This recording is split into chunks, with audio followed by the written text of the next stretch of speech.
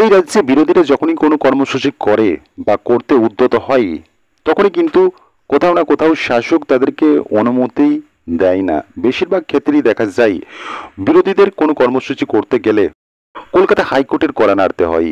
High court সেই অনুমতি দেয়। কার্যত সেখানে কিন্তু শাসক বিভিন্ন সময় বিভিন্ন যুক্তি উত্থাপন করে।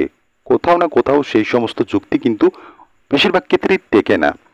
সাম্প্রতিক কালে কিন্তু এই যে মহেশতলার ঘটনা, দোকান বসানোকে কেন্দ্র করে একটা হুলস্থুলুস কাণ্ড ঘটল, তো সেটা নিয়েও কিন্তু বিরোধী দলনেতা কিন্তু সরব হয়েছেন।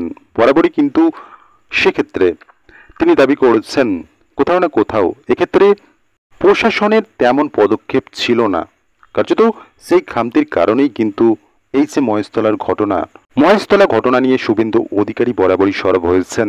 তিনি স্পষ্টত জানিয়ে দিয়েছেন তিনি সেই সমস্ত ব্যক্তিদের পাশে দাঁড়াবেন যারা এই ঘটনায় ক্ষতিগ্রস্ত হয়েছেন। তো স্বাভাবিকভাবেই তিনি যে মহেশতলায় যেতে চান বা যার আর্জি রেখেছিলেন রাজ্যের শাসকের কাছে, সেক্ষেত্রে কিন্তু তিনি সবুজ সংকেত পাননি।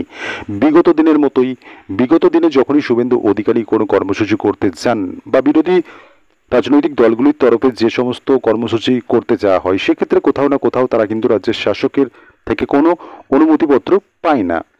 নাকচ করে দেয় রাজ্যের শাসক। তাদের কর্মসূচিগুলিতে কিছু যুক্তি খাড়া করা হয়, যে কারণে রাজ্যের শাসক এই কর্মসূচিতে অনুমতি দিতে পারছে না। তো স্বাভাবিকভাবেই কিন্তু বিরোধী দলগুলিকে হাইকোর্টেই ছুটতে হয়। এবং সাম্প্রতিককালে এই মহেশতলা ঘটনা, সেক্ষেত্রে শুভেন্দু অধিকারী কিন্তু মহেশতলা পরিদর্শনে যেতে চান, কিন্তু কোথাও না কোথাও তিনি রাজ্যের শাসকের থেকে অনুমতি পাচ্ছেন না।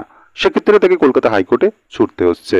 সেখানেও যিনি রাজ্যের আইনজীবী রয়েছেন, তিনি শুভেন্দু অধিকারীকে মহেশতলায় যেতে না দেওয়ার কিছু কারণ উত্থাপন করছেন, কিছু যুক্তি উত্থাপন করছেন, যে কারণে বিরোধী দলনেতাকে মহেশতলায় যেতে দেওয়া হবে না বা যাচ্ছে না। তো স্বাভাবিকভাবেই কিন্তু কলকাতা হাইকোর্ট রাজ্যের যুক্তি খারিজ করে দিচ্ছে। তো স্বাভাবিকভাবেই শুভেন্দু অধিকারী কিন্তু এই যে মহেশতলায় যেতে চাওয়ার একটা ইচ্ছা, বা তিনি যে কলকাতা হাইকোর্টে দ্বারস্থ হচ্ছেন যাতে তিনি মহেশতলায় যেতে পারেন, সেই আর্জিতে কিন্তু কলকাতা হাইকোর্ট শিলমোহর দিল। এবং স্বাভাবিকভাবেই কিন্তু রাজ্যের এই যে যুক্তি শুভেন্দু অধিকারীকে মহেশতলায় যেতে না দেওয়ার, সেটা কিন্তু খারিজ করে দিল কলকাতা হাইকোর্ট। খারিজ করলেন বিচারপতি সৌগত ভট্টাচার্য। তো স্বাভাবিকভাবেই রাজ্য সরকারের যে যুক্তি ছিল সেটাকে তিনি খণ্ডন করে দিলেন। তো এইভাবে এই যুক্তিগুলো উত্থাপন করতে গিয়ে বিরোধী দলনেতাকে কার্যত রাজ্যের শাসক আটকাতে চেয়েছিল, তো সেটা পারল না। এবং কলকাতা হাইকোর্ট কিন্তু শুভেন্দু অধিকারীর আর্জিতে সিলমোহর দিলেন। সাথে কিন্তু মহেশতলায় তিনি যেতে তো পারবেন, কিন্তু বিশেষ কিছু নির্দেশ দেওয়া হলো কলকাতা হাইকোর্টের তরফে। এই সমস্ত জিনিসগুলো তিনি করতে পারবেন না, যেতে অবশ্যই পারবেন যদি দেখা হয় যে শর্তগুলো আরোপ করা হয়েছে শুভেন্দু অধিকারীর মহেশতলা যাওয়া নিয়ে। সেক্ষেত্রে শুভেন্দু অধিকারীর সঙ্গে সর্বাধিক দুজন মতো প্রতিনিধি যেতে পারবেন এবং কোনো রকম মিছিল বা জমায়েত করা যাবে না। এবং এমন কিছু মন্তব্য থেকে বিরত থাকতে হবে তাকে, যাতে উত্তেজনা বাড়ে। এই সমস্ত জিনিসগুলো কিন্তু বিরোধী দলনেতাকে মেনে চলতে হবে। বাকি তিনি মহেশতলা যেতে পারবেন।